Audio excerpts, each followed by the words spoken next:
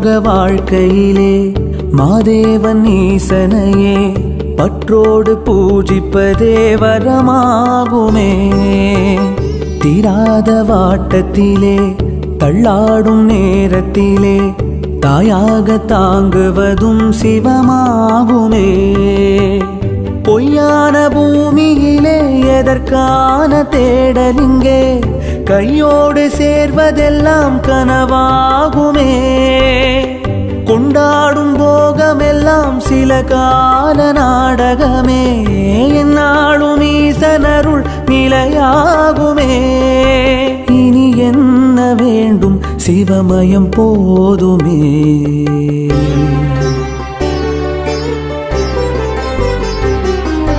பரமசிவன் பாதத்திலே மனமுருகி